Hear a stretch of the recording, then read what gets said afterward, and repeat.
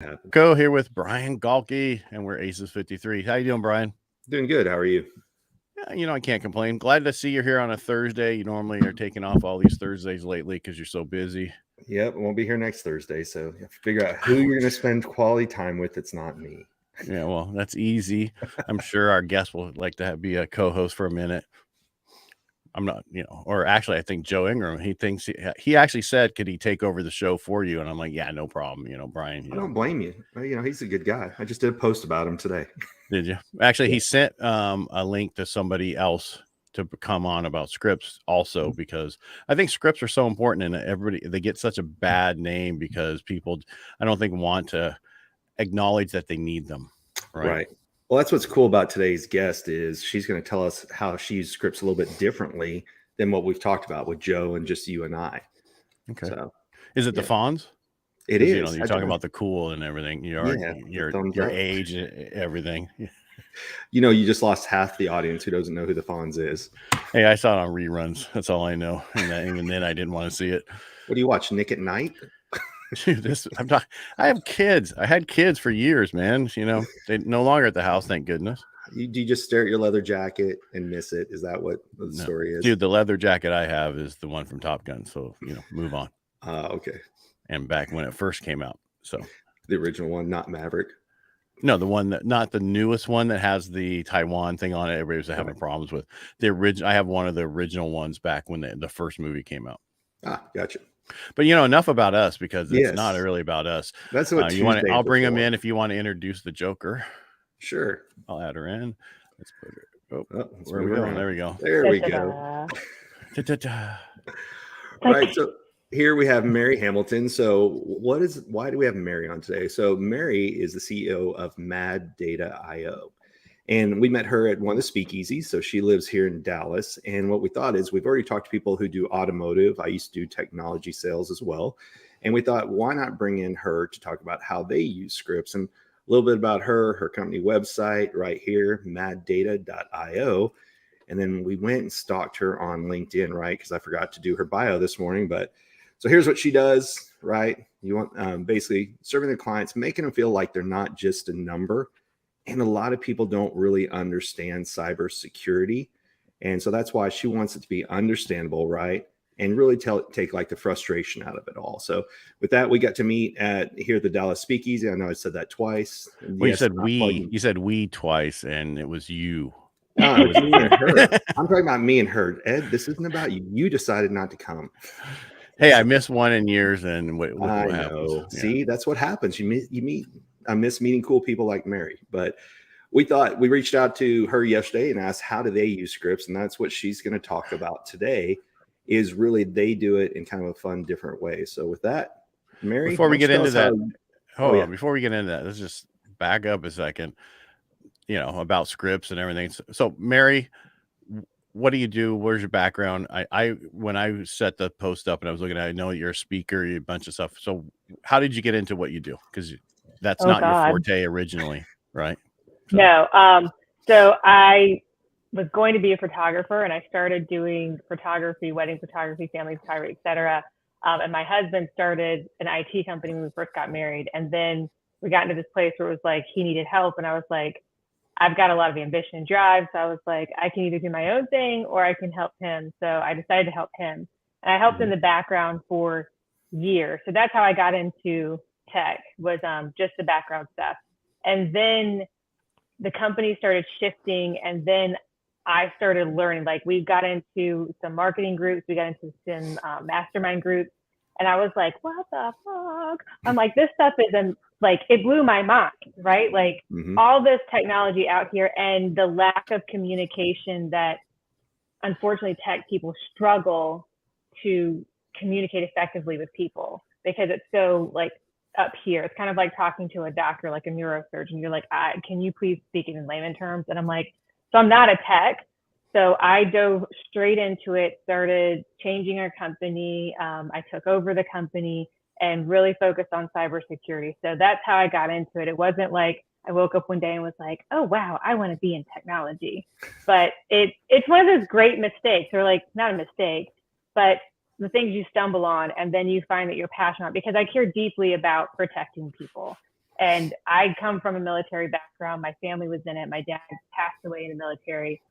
But serving and protecting and creating certainty and stability for people, that is my core.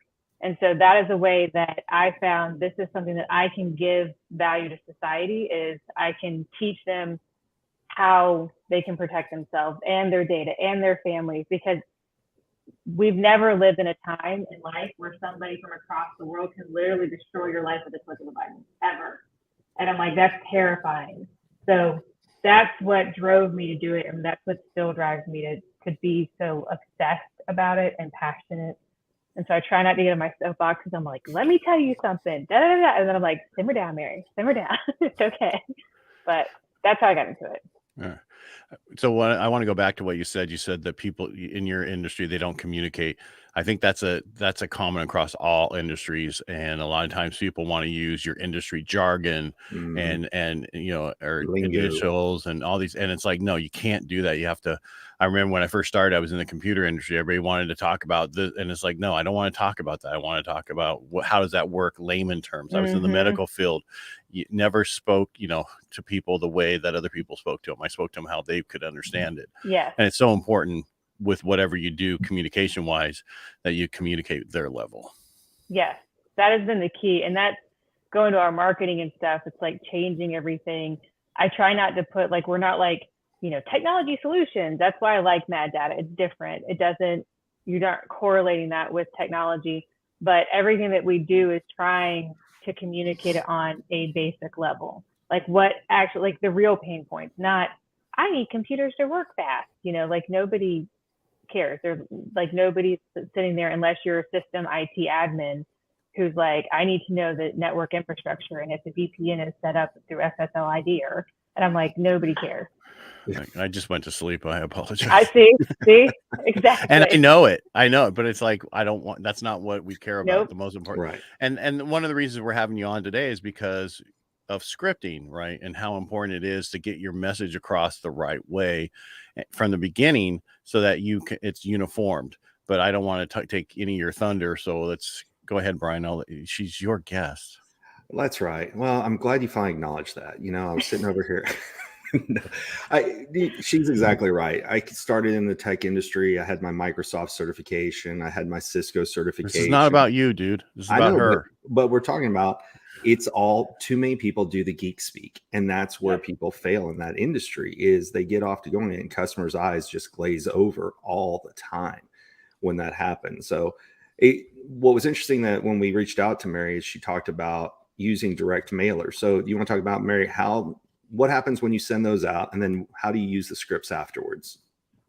So we create, I just found that it's perfect timing because we've just launched a new campaign, and we've created a letter that goes out, and it's going over value, right? And it's kind of cheesy, but we have an aspirin on it. So it goes do you need one of these? Is your current IT person, not answering the phone on time, not being responsive, are you afraid that your stuff is on the dark web? So it goes through a lot of things, but we mail those out to a list. So we always gather a list, we mail it out, and then we just start calling. So I started calling years ago, and the only way, and I had to use a script, but then I had to make it for me because I can't go, hi, this is Mary from Mad Data.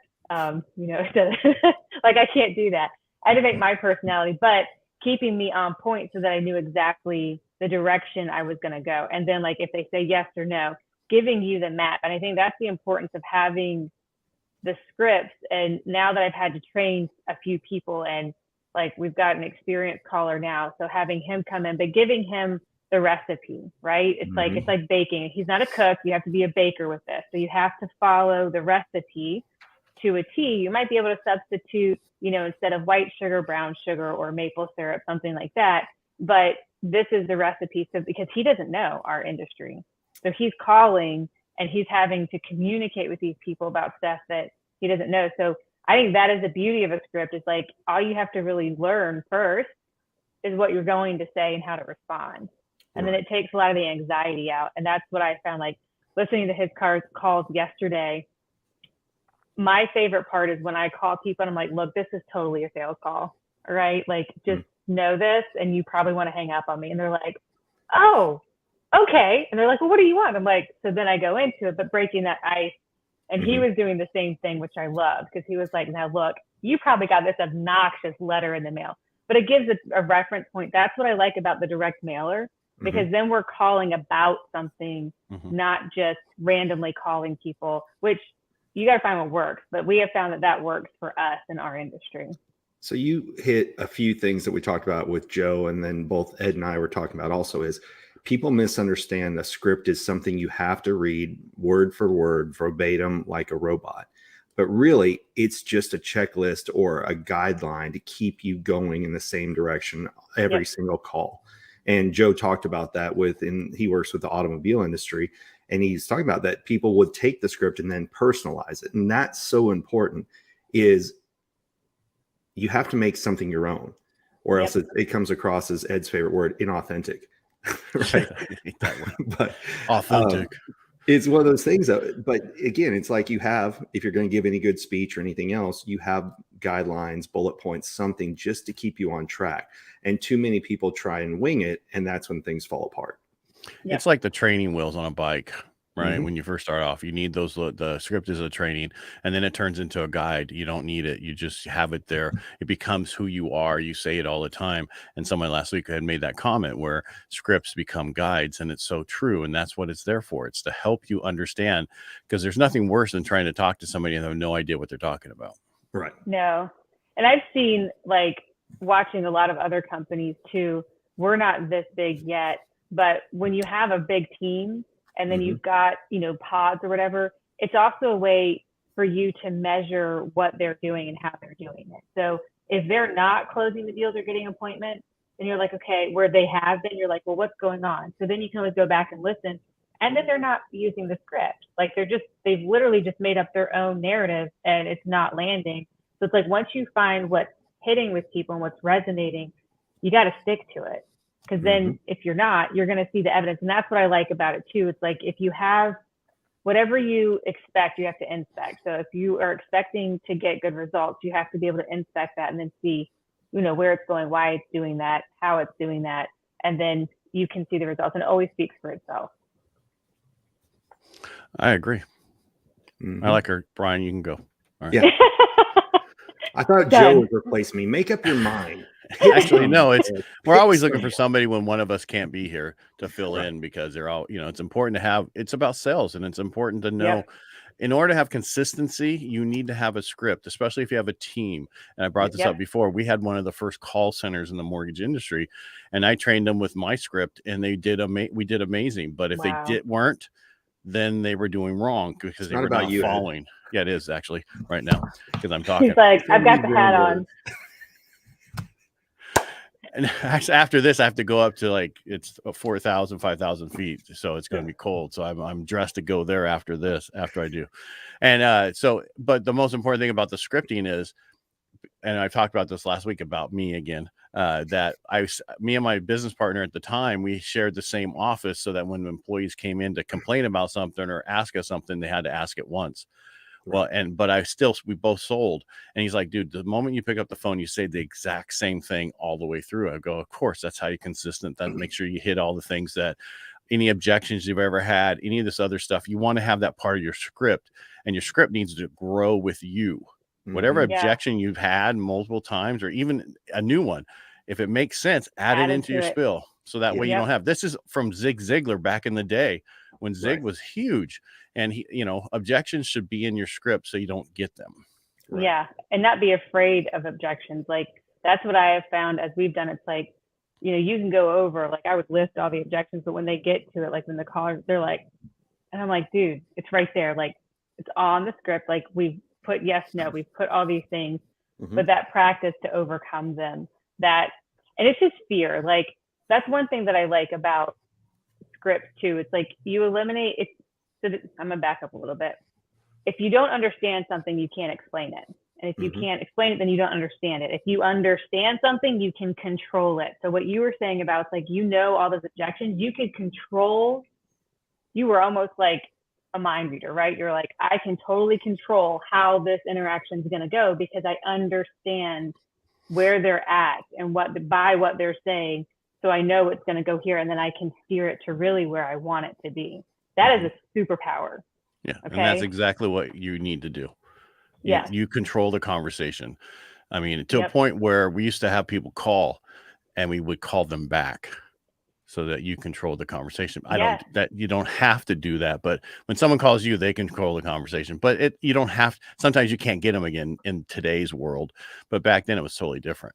Now I know why Ed doesn't answer my calls, but then he calls me back. Because you're always, I can't talk to you. I'm on the phone. I'll call you back. Now you know his trick. Candy Crush, man. You understand it. No, but you're right. The whole process, you need to be in control to take them down a path of where from point A to point B, and they could get off that path, but get back on it so you get to the end result that you need. And if you get to that end result, it's really about, are you ready to move forward? Are there, however works for you. But I liked what you said originally when you told people that it was a sales call. It's the same thing I do when I call on somebody. I say, hi, this is Ed Parco, blah, blah, blah. And they're like, because you said who you are first, not who you wanted to talk to. Yeah. It throws them completely off to where, oh, he must know who so-and-so because he said who he was first. He must be important. No, I just learned how to disrupt it by saying your name first. I love that. I'm going to tell my sales guy that and be like, hey, it works. It works. Yeah, right. It does. Yeah. Go ahead, Brian. I'll let you talk now. No, I'm good. I'm agreeing with everything you said for once. I don't think you've ever disagreed. I know. It's just more fun to make jokes.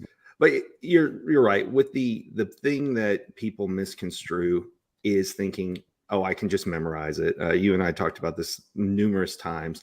Anybody who thinks I can wing it is somebody who doesn't have a standard process, and they likely have a poor close rate.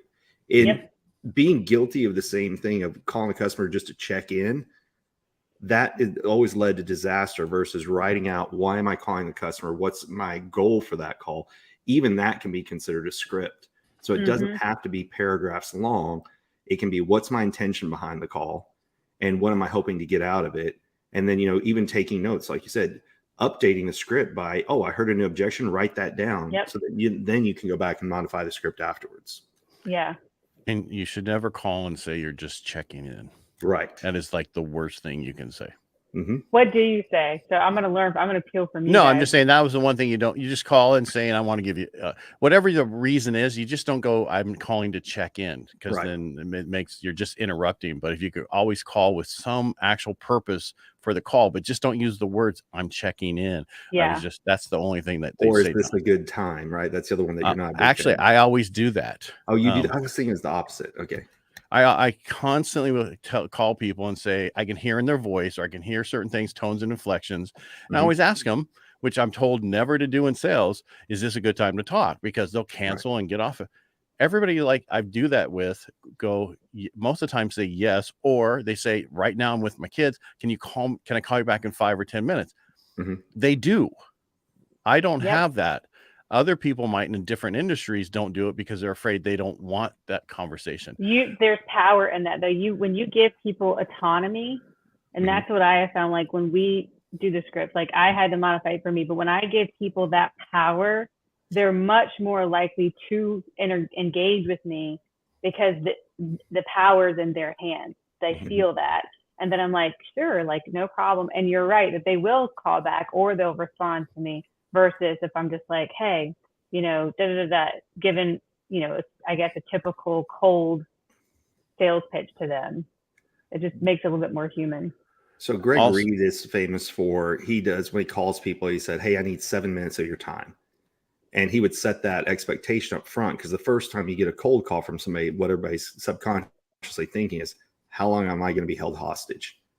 And so if he gave him something like 3 minutes of your time, 7 minutes of your time, something like that, he found that it had a highly, highly successful rate when cold calling people out of the blue. Yeah, I forgot what I was going to say. Yeah. And it is good. But what I was going to say is when you're talking to people. So I have one of the, I create one of the largest debts in someone's life. And what I deal with is personal information that I deal with. I know more about you than your priest, your doctor, your attorney, your accountant altogether. So it's important to have that trust and that rapport that they have control and they understand that, hey, because if they're not going to call me back, that's probably not the client I want anyway. And they don't know who I am and what I can do for them yet. And that's okay. It's just different. I think with high ticket items, they need to understand, the person you're dealing with. Thanks for getting Ed's book, but that's no. All right, you and your damn banners, for man. people who don't know what you do, and you just said I put the biggest debt of their life. I do. I create one of the largest debts in your life. I do mortgages, right. And you have a professional responsibility to manage that debt, and it's so true. High ticket items is different than selling phone or selling other things, but you sell, security, which is huge, right? I know more. People. Yeah, I know as much about people like. I know everything, right? Like when you get into the stuff, I can find out all of your preferences. And that's like, it is a power thing, but it is expensive what we do. Like it's not a cheap thing. It's not as big as a mortgage, where for some companies, it feels like that. No, but I what feel like you they're do being is rigged by us. And I'm like, I'm sorry. No, but you provide protection. You provide other things, security. I just got a blackmail email from you. What's about that? I'm just kidding. Don't tell people. I'm like, I got to work all my angles. I just got locked out. What the heck? Yeah. She sends you an invite to connect on LinkedIn, and now you're locked out. Exactly. Exactly. You clicked on it. You clicked on it, Ed. You weren't supposed to. I never. And that's, it's amazing that kind of stuff that comes to people. I had a guy that worked for me constantly would click on that stuff. It's like, what are you doing? And I get it. Just some of that stuff looks real, but there's an easy way to figure it out. Why don't you just hit reply all and see that the fact that it's not a real email and that Nigerian prince is going to make me rich. Okay. Right. We had a new employee just start, and which I was really, really smart or proud of him, because going through training stuff, he texted and he's like, did you just send me an email requesting gift cards? And I was like, no, I did not. I was like, he's like, I didn't think it was you, but I wanted to make sure. And I was like, thank you for contacting me to make sure it's legit. But it's amazing. I'm like, how the heck did you even figure out? So he just started. I'm like, and you sent it from me. So clearly there's something that's being seen, that they understand that I have a new employee and they're emailing him. So that's more security stuff for us to get into. But I'm like, it's weird. And that has nothing to do with scripts. I'm sorry. So advanced. Oh no, it's a good topic for people to know about, because people kind of figured out. If it sounds kind of fishy, let me double check. But now that scammers are starting to use text messages as well and spoof phone numbers and things, people have got to start paying way more attention and just double check and verify. Right? Yeah. Nobody wants gift cards. There's your first signal. Gift cards. Yeah. I'm not going to ask for $200 gift cards for employees or clients. Right. But, even with scripting going into the technology and the security side of it, that is something I don't know the difference now, because I've only done it for 4 or 5 years. But before that, I see that there is a big shift, because there is so much spam coming through our, email, through our text messages, through our phone calls. I don't know how many of you get the warranty, not much anymore. Yeah, not much anymore. It's gone through the face. But have you guys seen that that's affected people calling and even using scripts? Sorry, say that again. I'm just wondering if now with with all the stuff that comes in, all the false stuff, with the texting, fake, automated voice calls, whatever, all that stuff, has that affected your ability to get a hold of people? Because people are more apprehensive because they don't know if it's a fake person or whatever. Sure. Well, so for what I do, because we run credit, right? So here's what's huge for us. I have everybody go to optoutprescreen.com, where you can opt out of any of the new credit offers. So when your credit gets pulled, the other thing is donotcall.gov for the do not call list. I think do not call takes 30 days and the opt out takes 7 days. You do that takes down a lot. Plus we do a lot of soft pulls now instead of hard pulls, so that you don't get that information. But before 6 months ago, where, the rates changed and everything, it was not a big deal. You'd get a few phone calls. Now it's up to 92 phone calls from all these different companies trying to get you to go with them, and they have nothing to do with the transaction and all that stuff. And you have to be very careful. So for where I am, again, it has to do with that financial side. So I have them do this ahead of time. So when we do run credit down the road, it doesn't matter. They might get 1 or 2 phone calls. They're not going to get 92 phone calls. Yeah. But I think everybody should do the donotcall.gov and the opt-out prescreen.com. Yeah. You can, if you want other stuff as far as big data, which I could send that to you guys later, but you can go find, look up the big data people. It's like not white pages. I can't remember off the top of my head. But if you want to get your data off of the internet, you can go do that so that people aren't stalking you. There's companies that, for high executives and stuff, they will flood the big data with false information so that it can help protect you and your family. But it's just weird, the stuff that we have to do to protect our data. And the problem is we're trying to be out there and get the information out there. So we don't want a false information for us. Yeah, for you. Well, so an interesting question, bridging your two different industries together. We've always been told run your credit score once a year. Ed, are you a big proponent of that? Yeah, well, you can get a free credit report. Go to freecreditreport.com. Right. And then that leads free credit report. The cybersecurity, because are there any accounts that weren't yours that were opened? Right. And that's what I don't think a lot of people take advantage of. Even if you, one of the financial gurus recommends checking it once a quarter. So yeah, it may cost you $75 a quarter, but that way, is somebody trying to open up something in your personal name, your business name, you name it. Yeah. Since that affects both the industry that Mary you're in, and then obviously if people are going to go buy a house, that's going to affect them with you, right, Ed? Mm-hmm. Yeah, I mean, you can get any Experian, TransUnion, Equifax, any of those. You can sign up for a little bit, and they'll watch what's going on. Right. But the biggest thing, a lot of times, I just had somebody who had an 800 FICO score, and then she's come back to now do something, and her score is 680, and it was because of a Comcast collection account for $20. Yep. And it wasn't even supposed to be on there. And so she's fighting it. And I'm like, you can get a deletion letter from them, but you have to move up the chain to do this, to get it off there. People don't realize a recent late, I don't care if it's $5 or $1,000 in a payment, it hits you the same way if you have good credit. Yep. Wow. Yep. We had a Lowe's when we were moving and buying the house. We had canceled a Lowe's card 2 years ago, and they'd been sending it to an original address, and we had we never got it. We'd been in there, we had checked on it, we had talked to them, and it was $1 freaking dollar that they were holding on to. And so then we had to do that same process with buying a house. We're like, look, this is false. And then Lowe's was like, I'm so sorry, we didn't mean it. I'm like, yeah, now you got to make it right, because you're jacking up our credit and we're trying to buy a house. And that $1 will cost us a few $100 extra a month. Right. Because points. It's the points and the difference in the FICO score, but they can do a deletion letter and take it off. Yeah. And it's not a big deal. It's just, but again, it has to do with people don't stay on top of their stuff. Yep. And also don't, there's not a credit card show, but don't ever cancel a credit card ever. You'll lose the whole history of that card. I had another lady who was a friend of mine, and she had a 780, decided to cancel a credit card, and she got a 690 after that. Oh, wow. That's amazing that it took that much off. Yeah, go to getedsbook.com. You'll find out all this information there.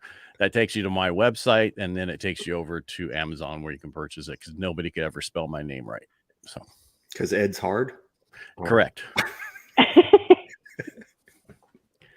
Well, you were Ted, according to Joe. So yes, I can see how it's difficult. Even there, see, and that's an easy one. It's only 2 letters. Struggling with that. But you can find me everywhere under Ed Parco. I'm everywhere under Ed Parco. So right. So back to scripts. Yeah, sorry. So the mailer goes out. Then you have a script that they call up with. They call and they can kind of free flow with. They can personalize it. What happens after that initial call? Is the goal of that to get to an in-person meeting, to set up a presentation? Where do you go from there? Yeah, the whole goal is we want to get an appointment so that we can then give the sales pitch. So there's actually a sequence of, so we send out the mailer, then there's emails that go out that are timed, and as well as the phone calls. So there's a sequence of 3 phone calls and then 3 emails that will go out over a 2-week period, so that we're touching base with them and following up. If there's no response, then they get moved to like a farm list for us, and then I'm just drip marketing to them. So they'll stay in that for about a year until if they're not completely not responsible, we find out that they're not in business or we get a no, then we remove them. But yeah, everything's about the process for us. I have 2 questions. Yes. Sorry, it's not a 2-parter. First, you're in Dallas. Do you use Go High Level? No. Okay. Well, Brian, you can talk to her about that afterwards. Or we can. We have Keep is what we use. You got to look at High Level. It's a whole marketing thing into a CRM. He was at he came and spoke. Yeah. Robin came and spoke at the speakeasy. Yeah. I'm amazed because I saw, for me last year when I changed what I was doing, there was a company I thought it was their software that they were using. No, it was High Level software. They had just set up the whole thing the way that it was, and it was amazing, the process. Wow. And I'm like, this is what I want. And come to find out, it was Go High Level. Mm-hmm. That's the first one. Second, on your scripting, mm-hmm. How long do you wait, or how long do you tell them before they can change the script? You follow me on that one? Yeah. They have to go through like a first batch. So like we had like 500 that went out. So I'm like, let's see where we get, basically until they start setting appointments. And then I have to see, I'm like, okay, tweak it. Let's see if this works. Like it's the formula. So we've had to go through, like the last round we did last year, it was probably like every week we were sending out direct mailers and then listening to phone calls, and it's all based on the result. So if I'm not getting the result, mm-hmm. then I'm like, okay, change it. Let's see if this will work. Let's see if that'll work. But being involved with it so that they can do it. Having somebody as experienced as this new guy, he's like, I'm going to tell you right now, this is like a crap script. And I was like, okay, well, show me what you got. I'm like, this is what we've been going with. He's taking the core elements, but then he's adapted it to him. So I guess for me, it depends on experience and then the results. So if I'm getting the ROI on it, if I'm getting the appointments, I don't care what you say.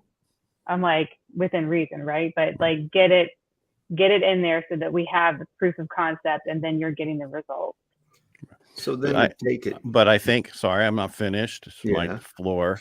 So from what I'm hearing is basically, here's your script. The core part has to stay.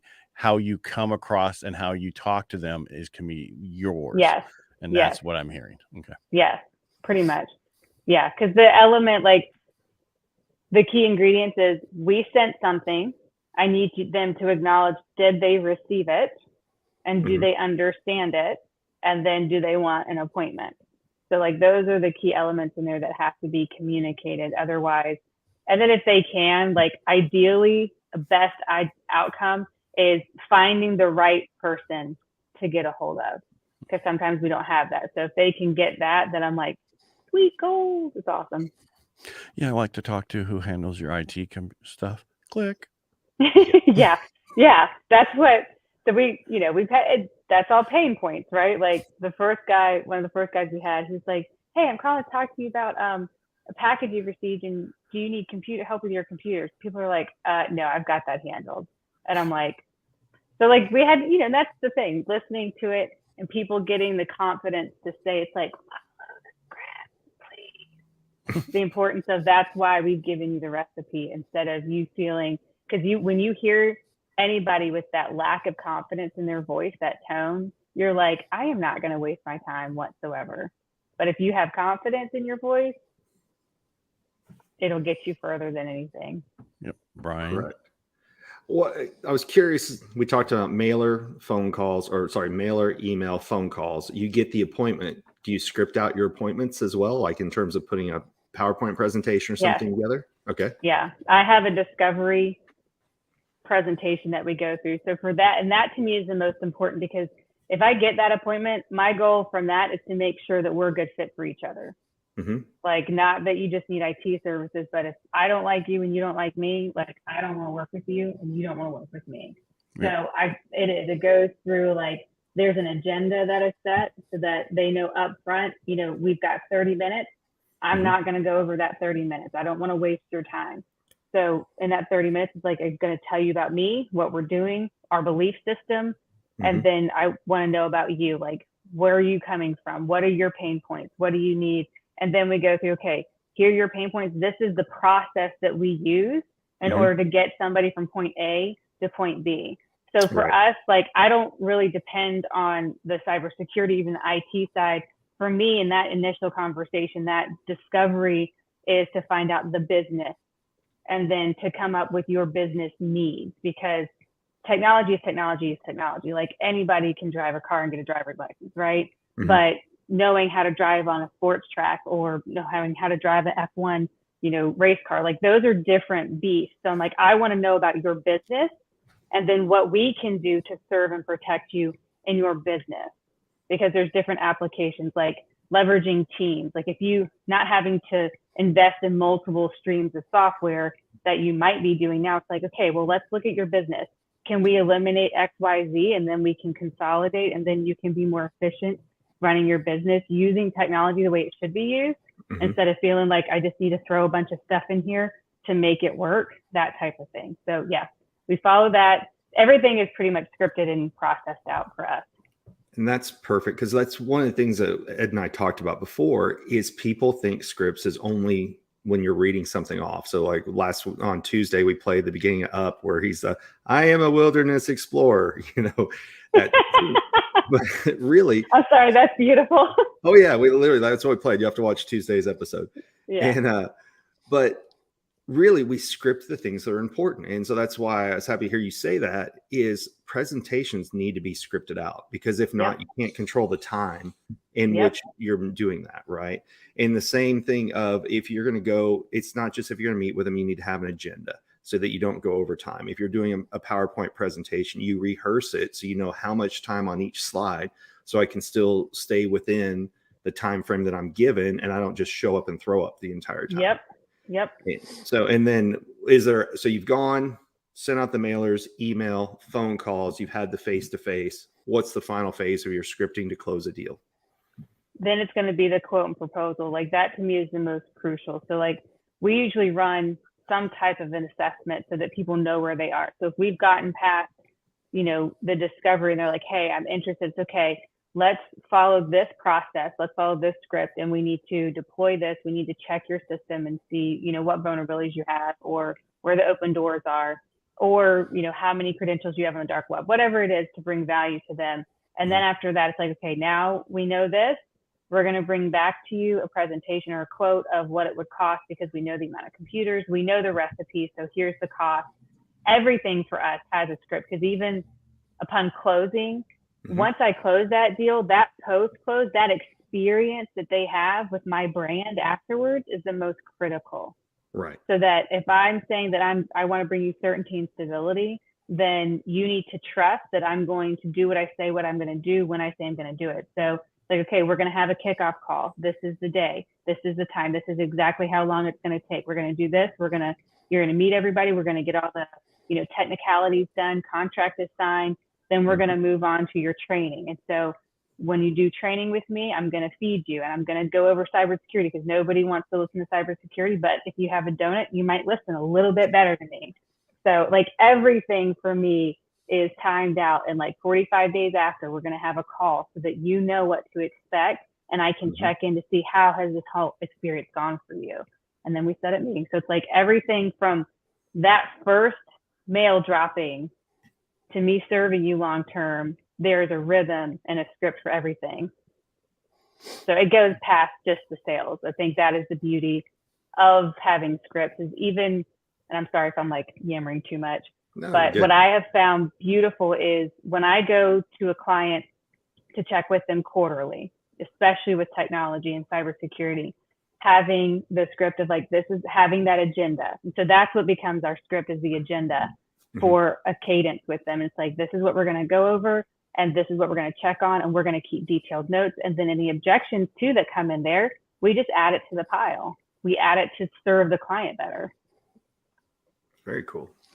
And so basically you have a system in place all the way through, and that's what most people don't do. Is they might use a script, but they don't have a system in place, so you can completely keep producing the same thing over and over again. And that's what you need in sales, and you need it all the way through. And again, under promise and over deliver. Yeah, I think that is the biggest. I've heard that a lot lately. I'm like, man, that is so good. It's been around forever. It's been around longer than Brian's been here. So That's right. And that's a long time. See all the gray hairs? No, I think that was old Zig, or it could be Brian Tracy. They all stole from each other anyway. Yeah. Right. So true. You want to, I can get that to you on this day, and then you get it to them tomorrow. You know what I mean? Or in the afternoon. Mm-hmm. That way, they're like, wow. Yep. And we attended Janine and I attended an event last week that was a sales kickoff with implementation. And that's exactly what they said is we need a script so that when we get the customer, the account manager can then work with implementation and we're all working off the same document. And so they're all speaking the same way. And that's what Ed and I it's crazy. Ed and I were talking about this the other day. People get in these arguments on social media about, I don't use scripts. Scripts are bullshit, or, we don't need them. It's like, then how do you get anything done? And it's funny how people think they're exactly. That's exactly. I mean, if you want to be a solopreneur and if you want to do things like if you want to be the big man in charge, then don't do it, because then nothing else depends on you, right? It's all like you are taking care of you and you're controlling everything. Mm-hmm. But if you want to grow and if you want to scale like beyond yourself and actually serve people, I don't see how you can't do it, because everybody's going to be all over the board. Then how do you tell them even like what they want, like what you're selling, what you're doing, and in a consistent manner, other than like, I can't imagine somebody coming to my company and being like, wait, oh, you fix computers? Yeah, they fix computers. Like they're going to come. And I'm like, no, that's not, I mean, we do, but no, like just the lack of clarity in that. Mm-hmm. Yeah. I mean, and yeah, because I got called out. Somebody said, I love Ed Parco, but I think he's wrong on scripts and blah, blah, blah. And I'm like, it's not even worth my time to respond to your statement. So what are other objections that they give? What are other? Well, the thing was, it was about he had some, ADHD or something, and he just. My problem with his statement was, I know who he is, and he's a nice guy and everything, but I know how big he is. The question is just like you just said: how do you scale yourself if you don't have consistency in what you do or have systems in place?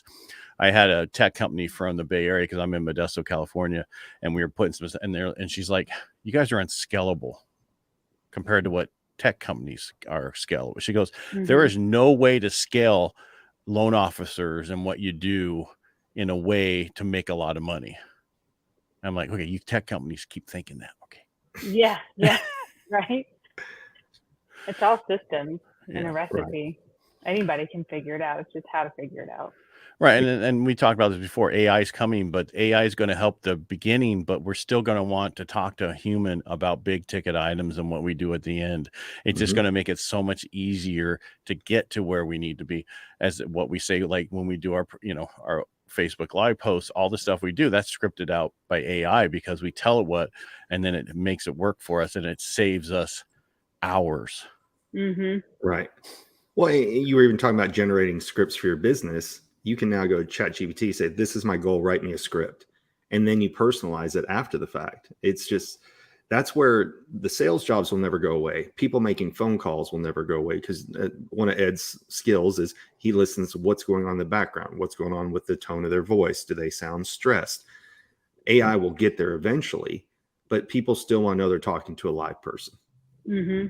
Relationship. Yeah. Mm-hmm. I mean, because that's what it's all about. It'll give us more time to be face to face with our clients. That's all it is. Yeah. Yeah. Yep. Well, I mean, we've gone past our 40 minutes. Our 40 minutes. We've gone past our 30 minutes. Yeah, our 30 minutes. You did a great job explaining how you get it started, from mailer to the appointments, sign the contract, what you do with them. So we'll obviously bring you back when we dive in further into the sales process, if you're willing to come back. And Ed, any other questions you can think of for her on scripts? Not right in this moment. All right. Well, because I love my banners on the way out. I know I've been waiting. You've been holding back. How do they much. Get a hold of her, right? Yeah. I've paced myself this one, right? Yeah. So best way to reach out and find about her and her company, maddata.io, right?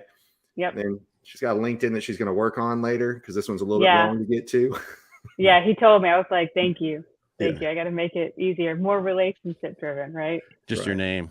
Yes. Yeah. And if people want to learn more about cybersecurity and things, she also does videos on her Instagram page about cybersecurity, things to watch out for, email hacks, you name it. So those are all the different ways that you can get a hold of Mary. Yep. And Dallas just got hacked yesterday. They just released that they got hacked. So good Yes. stuff, the whole city. So anyway, thank you guys for allowing me to come on and share, what we do and if it helps people. So thank you so much for it. I appreciate it. Well, Yeah, we thanks for appreciate you jumping being in. here, and don't run away yet. Yeah, stay with us for a while. I'll take us out. All right. Thank you so much for being here today, both of you. Mary, especially you. Brian, you're here. Yeah. If you like what we do here, if you like what we do here, just subscribe, let people know about it. Go to our YouTube channel, subscribe. That's the easiest way you can support us. And again, thank you for being here. We're here Tuesdays and Thursdays at 10 a.m. Pacific, which is East Coast time is what, 1? Yep. And what are you, Central? She's Central. Noon. You're outnumbered on the Central people here right now. So all right, we'll talk to you next Tuesday. All right, bye.